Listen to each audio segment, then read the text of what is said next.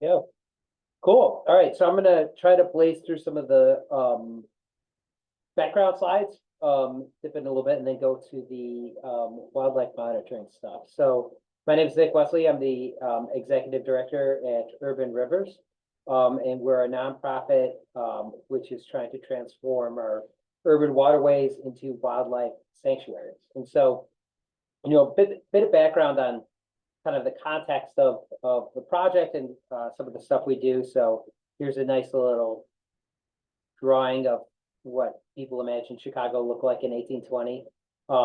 But you'll notice, we have very wavy rivers. We have things that,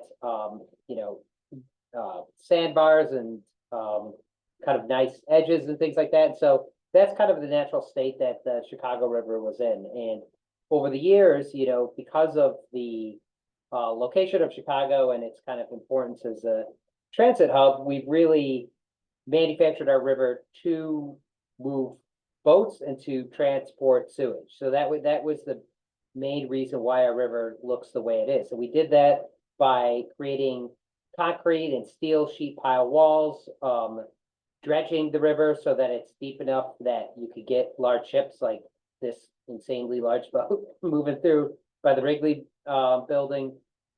We dammed the river so that we could, and we've reversed the river. And so, we've done a lot of different aspects to it, which have really removed nature and wildlife from the area. And, this isn't a Chicago only problem. Basically, any city which industrialized between 1850 and 1950 kind of took the same tack. They all tried to use these rivers for shipping, and that's what made a lot of the Rust Belt cities and cities all over the world kind of what they are, was because of that kind of having it become a central transit hub. And so here's just an image of, this is down by the 78 and Roosevelt.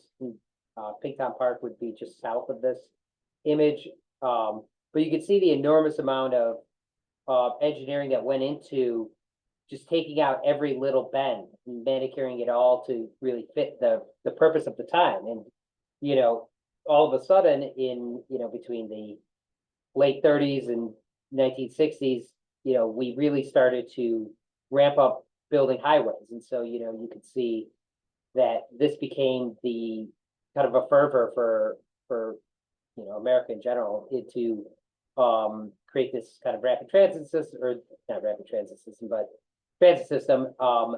And that really decoupled the river and its need as this central shipping artery, as it kind of transferred to highways. And so over that time, the river became a lot less utilized for that purpose. And it's kind of left us with this weird industrial infrastructure. And so, kind of our point of view in this is to try to figure out what's next. How can we transform these rivers and make them useful for something that's really been lacking in urban environments? And so, our flagship project is the Wild Mile, which is on the east side of Goose Island. Here's a little image of what it looked like in 2017 when we did a Kickstarter and then installed this section, and what it looked like a couple months later. So really taking these edges and trying to emulate what you would find in a natural river ecosystem. And then eventually we continued to build it and created this floating boardwalk. So this is called the learning platform. So a way that people can kind of connect into the river and kind of be immersed within this natural ecosystem, and also provide space for people to interact and wildlife to really flourish. And so this is the part where I'm just going to skip a bunch of slides and talk very fast.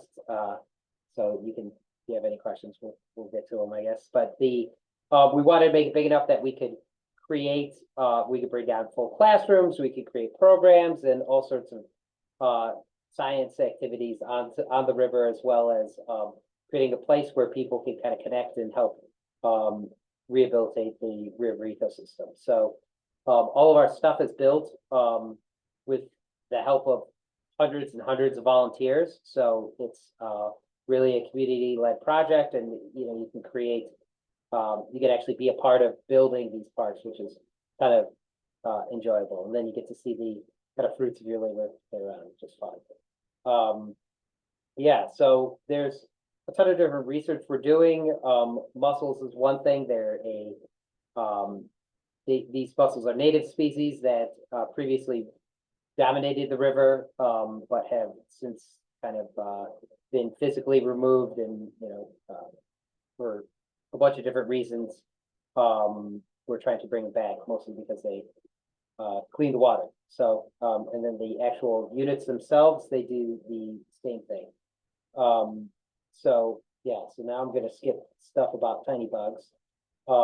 We've also expanded and added some more gardens in other areas such as Bubbly Creek, River Park up north by Argyle, and then continue to expand in the Wild Mile. So this is what happened last year.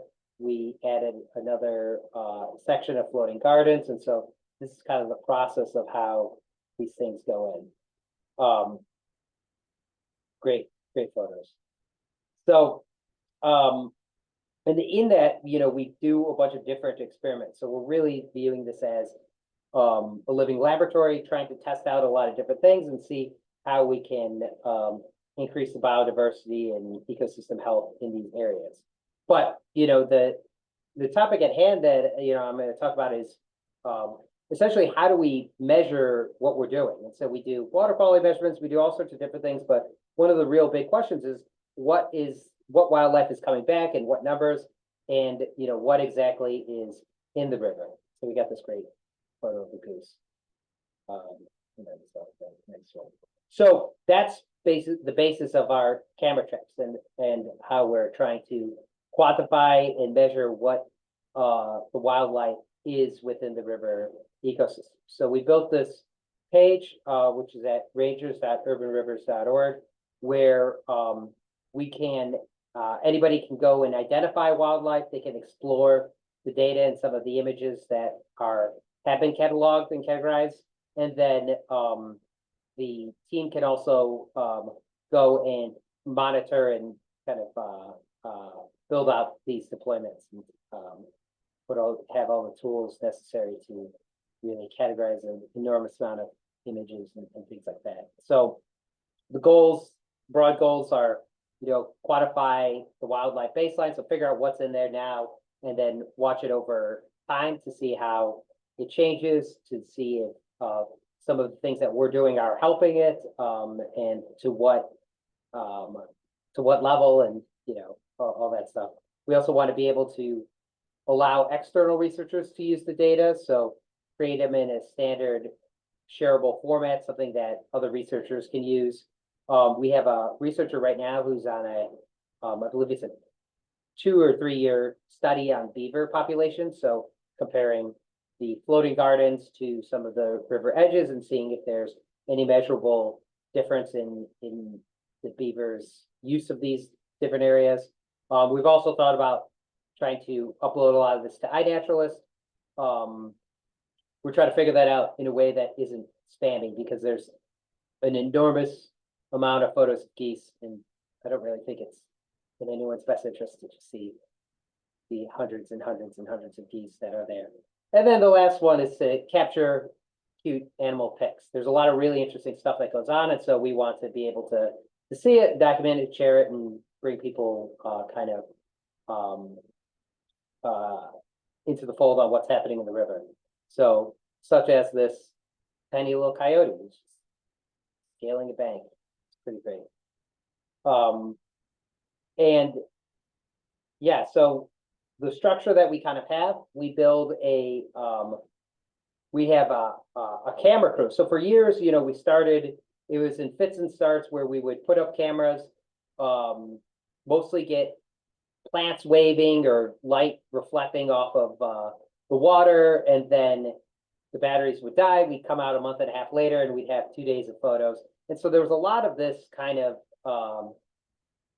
action on it. And so, we started to get serious last year, and we kind of created a subgroup of volunteers to really help manage and create this whole system. And so, they currently meet on Saturdays and help both figure out what we're what standards we're going to use, how we're going to actually deploy these and monitor these cameras in a way that makes sense, set up the kind of best practices, and then do all of the, figure out kind of the nitty-gritty lessons on how you actually place a camera in a way that you're actually getting the footage you want, which is a surprisingly more difficult problem than one might expect. So, and then, you know, the last one is to be able to then identify all the wildlife. And so we built a web page to do that. Here's another interspersed cool picture. I love this picture because there's 5 coyotes in one spot. It's pretty cool during the winter. One of the things that we've noticed a lot of is as the river freezes over, the coyotes really run the place. And it's very, very fun to watch and see how these things interact with the ecosystem in places that you wouldn't necessarily expect. So I'll go into the tool stack a little bit, and then I'll show a demo. And then as I'm going through the demo, you know, feel free to interrupt me and ask questions, and we can kind of start a kind of dialogue from there. So we built a little Python program to dump the images. So every time we have kind of a system where someone goes out, they retrieve an SD card, they swap the batteries out, they bring it back to the office, and then are able to dump the full SD card onto a NAS that's in our office, and then that will then upload it to an S3 database or S3 buckets to then host them on the actual website. So we built rangers.urbanrivers.org.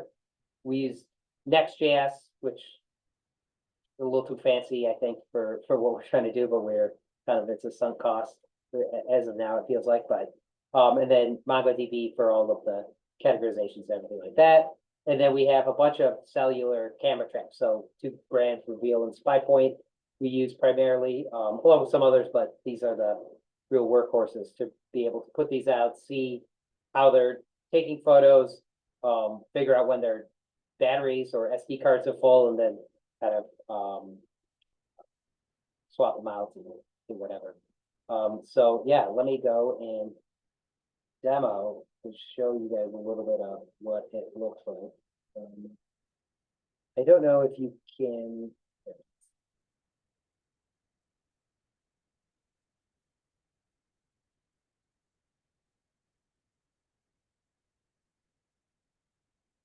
Okay, can you guys see this? Cool.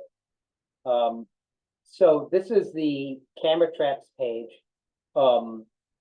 We have, there we go. Yeah, so look at all these turtles. So this is where one would log in, you know, and be able to ID wildlife, and then some people can manage the actual camera traps and things like that. So I'll give a little demo of like what it takes to look at an image. So basically you can kind of filter through, look at stuff.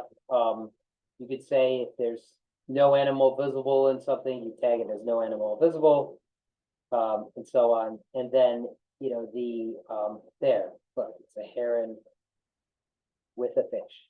So if you see something, then you go into it, you pick out the animal that you see. So this looks like it's a great blue heron. And then, yeah, so it's got one great blue heron, and then it's got a fish. Where's the fish that? I can't tell what fish that is, so I'm just gonna say it is a fish, which apparently is not showing here. So then you can also do something, say, needs help with an ID, and then someone else can come in and who knows what type of fish this is. If somebody here knows, put it in the chat. Great. And then you save the observation, and then so on. And then so here you got a raccoon, and it kind of works like that.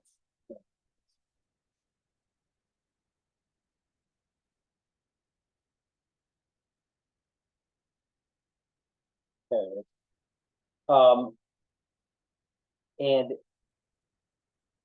yeah, and so, you know, you can also, we have it so you can filter by the date or the time. So if you're saying, you know, you want to only see things that come out after, between 4 AM and 7 AM. You should be able to see things that are only within those timeframes. Or if you want to go to a certain location, you can do that as well. Did I? Oh, I did stop sharing.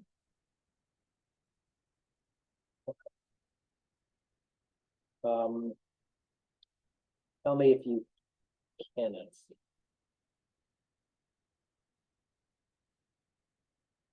But yeah, you can also then explore data that's been categorized. And so you can kind of search by a date, see what's there.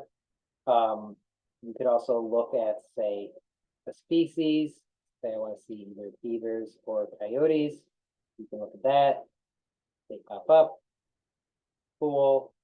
And then you can kind of breeze through and then go and yeah, just kind of see what's out there. You can also go and see the actual image. So if you want to add another ID to it or whatever, you can do that. Great. And all of these, the way that they work is so it looks for if they have 3 people putting the exact same animal and quantity, then it's considered that it's categorized, pretty similar to iNaturalist and other platforms, and so that helps it so that you're not just relying on one person's opinion on it, and kind of you can get a little bit more certainty with that. You could also do things such as needs ID, so if you're really good at identifying animals, or in certain cases, very good at counting. It's an enormous amount of geese in this photo. So if you're, one of the two, you can go and see that type of thing, and go through. And so the camera traps themselves, we manage them via this management kind of page. And so we're still trying to get some of the backlog all categorized and in there, but you could see all of the different locations. It shows which ones have a camera that's active out there right now. It's not entirely accurate. We have to get a little bit better about keeping it open, but that's kind of how we manage that type of thing. Then you click on one, you can view the location. It'll show, okay, this is a picture of what it looks like. These are the deployments that are out there. You can look at analytics. This actually doesn't really work, but one day. Or you could look at just the photos that are already out there on these pages. So you can kind of go through all the different ones. Then also add another location or add a deployment in. So say you select the actual camera that you're putting on there, we just kind of make them all numerical, and then put the model and whatever, and then you can say which area it is, when did you put it out there, when did you pick it up if you did pick it up, and then the heights in the degrees if you want. We don't actually use that, but maybe one day. And then save it, and then it'll add it to this active deployment. And if it's open, if you didn't choose an end date, it'll show as green in the actual area. So yeah. So I'll open up and for questions and discussion about this. The only other piece that I think I didn't mention was the actual cameras, and so this is where we add in all of the cameras that we use, and then the model and the number, and then we go out, we label the actual cameras, and are able to know which one's which, put them out there, and when somebody comes back, there's kind of a protocol to pulling the SD card out and then logging which camera is which. And then the last thing I'll say, we built this all, it's all on GitHub, so it's open if somebody wants to make a pull request or change anything or edit anything. It's also hopefully it will be something that's useful to other people who are trying to do this type of thing in the future. Yeah. And then I will have the last slide on the presentation set around.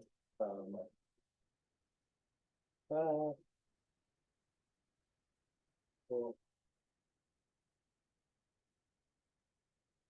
So if you want to get involved,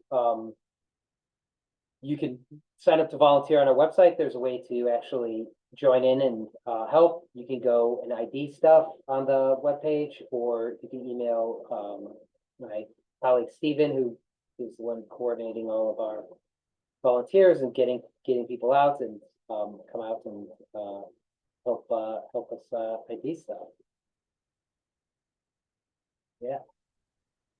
Have you looked into any of the AI imaging applications? Yeah, so that is one of the things that's on the to-do list. Is there's a thing called mega detector, which basically goes through and is pretty good at IDing whether or not something is an animal, is a person, or is nothing. The more specificity you get, we haven't found a ton of great results. And especially with the quantity we have, it would be pretty expensive to get something to really go for each species and whatnot.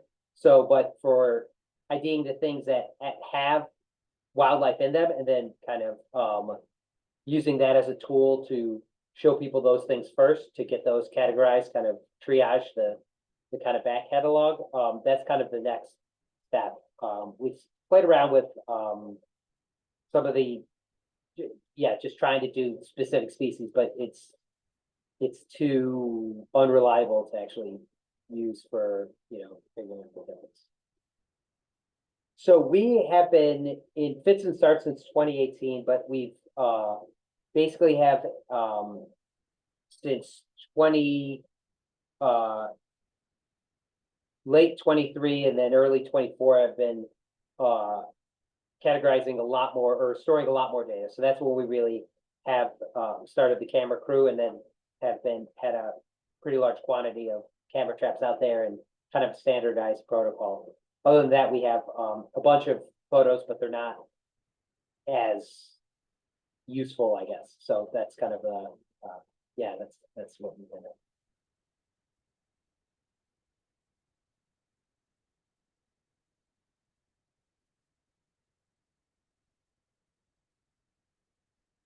This is our head of goose relations. Doesn't really do very much chasing geese, but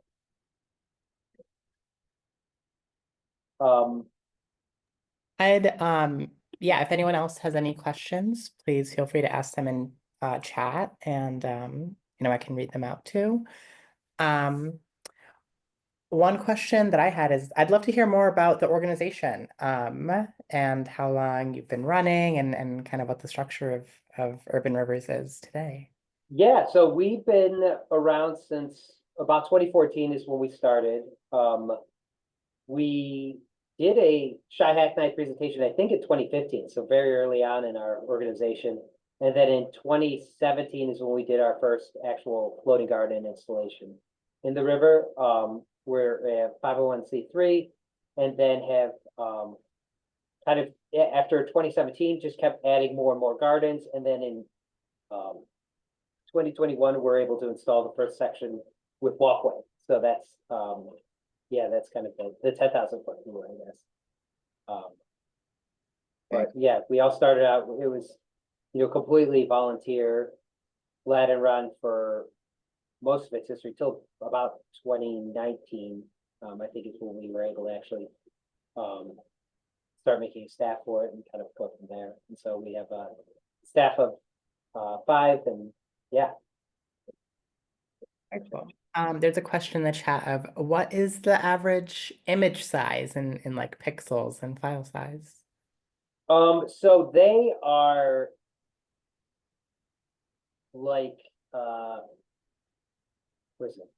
4,000 pixels, I think, on average. There's basically different, um, two different models we use, that are, let's see, yeah, 32, 64 by 24, 48, or that range of things. So I think it equates to 4 megapixels if I remember correctly, or something. One of the questions is, what's the health of the river these days? Like, can we go swimming in it, snorkeling? I wouldn't do either of those. It's much, much, much better than what it used to be. It's really varies. Basically, when we have a rain event, everything from the streets and all that stuff flow into the river. And we have a really bad rain event, we dump sewage in the river still. Not we, but the city. So, but the real problem, I think, is the infrastructure in the river. That's the real thing that's lacking. There's not very many egress points or ways to get in and out of the river. The bottom is a very kind of mucky soup that's pretty dangerous. So those are the things I think really holding the river back from being swimmable. But I think that as more kind of people are using it, there's more access, there's more opportunities where people are wanting to see it develop better. I think that's kind of the key. And so hopefully this chips away at it and starts to get cleaner and cleaner. Yeah. Actually, on that note, I'm curious if you have thoughts on the effects of our St. Patrick's Day river dyeing on our rivers and just general ecosystem. Yeah, so it's an odd tradition, using this tracer that they essentially use to find if there are holes in pipes and stuff like that.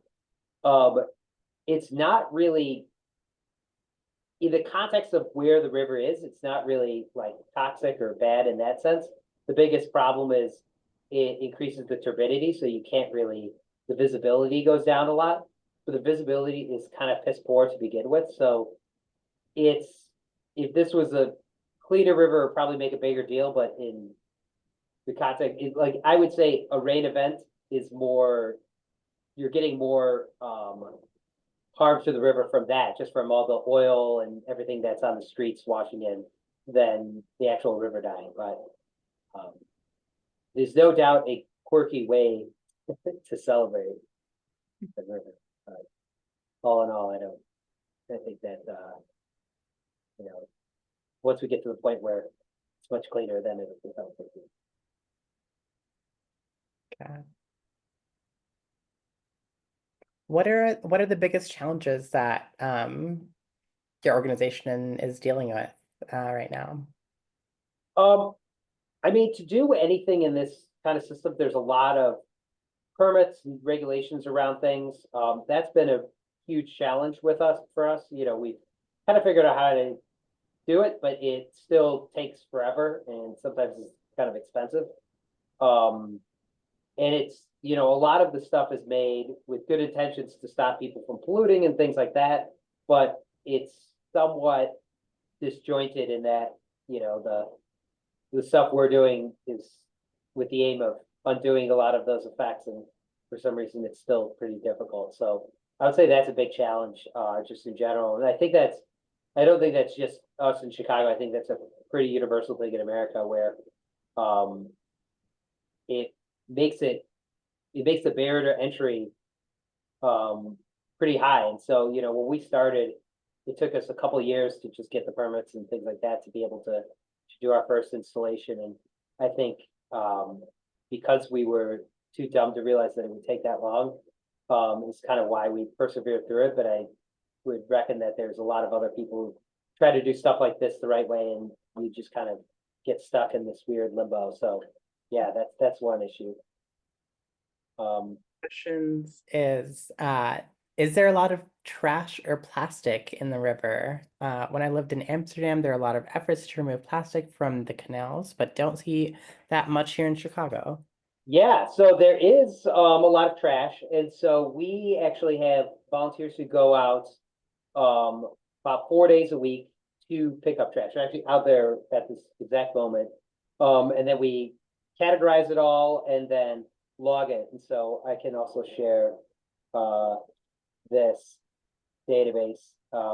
So this is kind of showing what trash we found, the types of trash. There's a researcher, Tim Poline at Loyola, who does some work with this type of stuff. So this all gets kind of shared out, and it really shows some of the the quantity and types that you'll find in the river. And ideally we'll be able to do more granular stuff to see, like, okay, correlate it with weather and other stuff like that to see what's actually going in when, and see if any other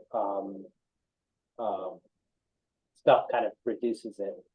And can you see did it switch tabs to the camera trap page again? Yep. Okay, so like here we have like a trash log system, and so people go in, they choose the they kind of answer these standard questions, and then log all of the different types of trash that are in the river after their shift. And so that's one of the ways that we're working on this, try to reduce the amount that's in there. Got it. Do you partner or work with any local colleges or universities? Yeah, so the trash data all goes to Loyola, and so there's the researcher there who's working on that. We have a person from the University of Alaska who's doing beaver research. So she's setting up camera traps in different areas and then logging when she sees beavers in those areas, and that's going to be part of a paper that we'll publish. And then there's we're doing some water quality monitoring and other things like that in partnership with NEIU, and some fish stuff with Shed Aquarium and others. So it's we're open to others as well. We want this to be something where people can pilot their experiments and check things out, and help make this whole system work better. Yeah, definitely. On that note, actually, are there other cities that you're, in contact with? That are there other cities that are like doing things that like we want to model off of? I'm curious about that. Yeah, so we talk pretty closely with Baltimore and the Charles River Conservancy in Boston, and so we were part of a kind of study with them on, they both have floating gardens in the river.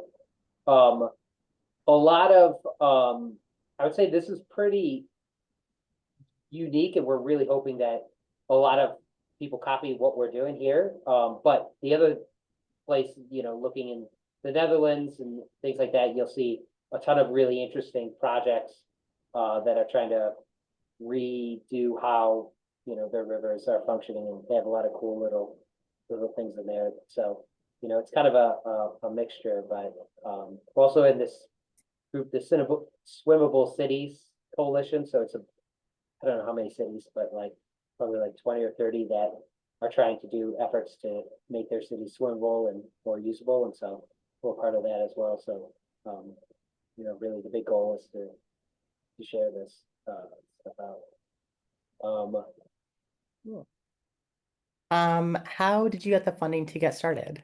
Yeah, so the first thing we did was a Kickstarter. So that was the first kind of funding that we've gotten. We get a lot of different grants and stuff like that. Like we applied to a bunch of different things. Certain projects, like the River Park one, was Fish and Wildlife Fund, and other different agencies we applied to. The Wild Mile itself, a lot of that was primarily through these things called open space impact fees.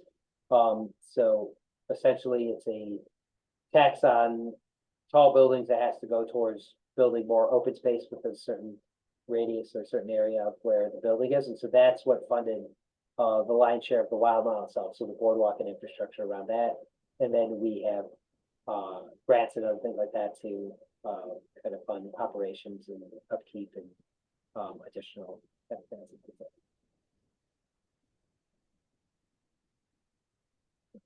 It's a hodgepodge.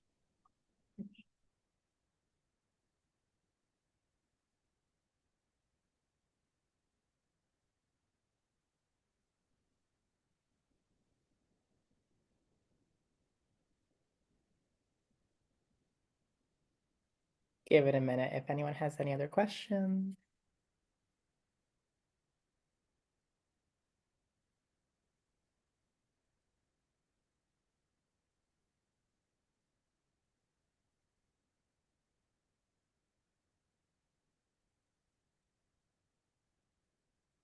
What are some of the coolest like insights that you have seen or learned from like just exploring all the data? Yeah, I mean, one of the, we're still trying to quantify a lot of it, so we haven't gotten, there's still a lot more to review, but one of the things that I found most interesting was seeing the amount of activity from coyotes in the wintertime.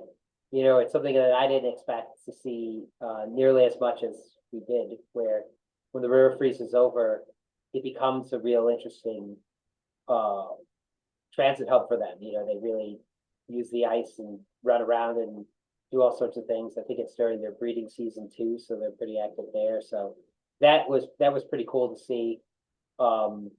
We've also seen fish so there was a fish that was tagged at the Wild Mile, so on the east side of Goose Island, and then was caught a couple weeks later up in Skokie Lagoons. And in between there was a dam that had been removed. And so seeing that this, I think it was a bass that traveled, I want to say 32 or 23 river miles up is pretty crazy to see. And so watching how the fish move around in the river, I think was also a pretty interesting thing to see, that they're not just kind of stagnant and living in one area. They're pretty dynamic in that sense. So that was also very cool.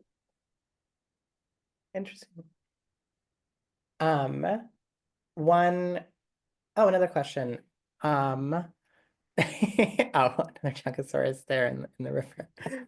Well, the Chonkosaurus that was right by the Wild Mile actually. So here, let me see. We might have a picture of it.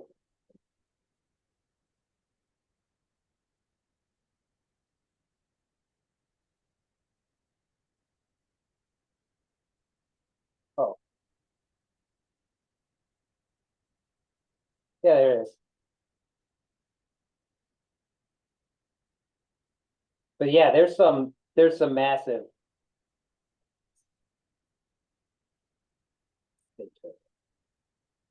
There's some massive turtles in the river.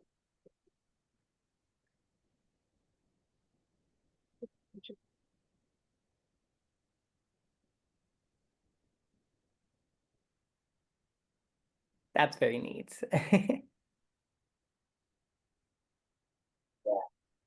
Yeah, and seeing like some of these things, like, so this is just a scraggly dock that's just abandoned, and seeing how much activity just a little bit of this surface area has been, how many turtles you'll see in this thing. That's also something that I find absolutely wild. There's sometimes where they're like just literally stacked on top of each other. Yeah. What are some of the biggest things that like we can do and we can encourage our friends to do to like keep our rivers in better shape? Yeah, I mean, there's a lot of little things. So making sure like your dumpsters or trash cans and stuff are closed. A lot of the pollution and trash and stuff like that comes into the river isn't, yahoos just throwing, cans and stuff in the river. It's mostly like, you have a restaurant next to the river that has their dumpster open, and then the wind blows and a bunch of stuff blows out. And eventually the river's the lowest point. So eventually it catches in there.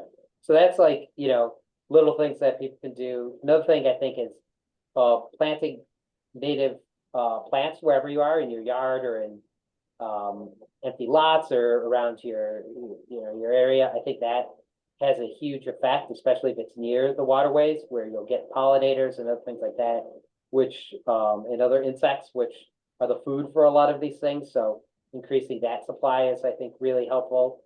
You can always volunteer with us. We always are bringing people out and doing different things there too.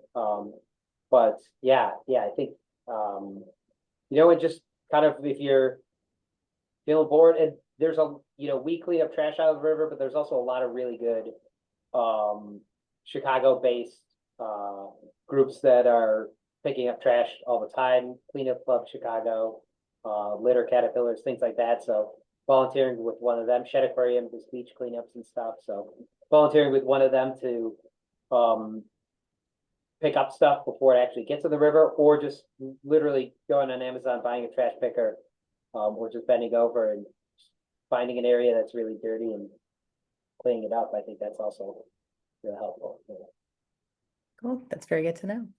And I guess if anyone has any last questions, now's your chance. But one thing I always like to ask is, how did you get involved in this scope of work, and what brought you to Urban Rivers? I'd love to hear more about you personally and your story.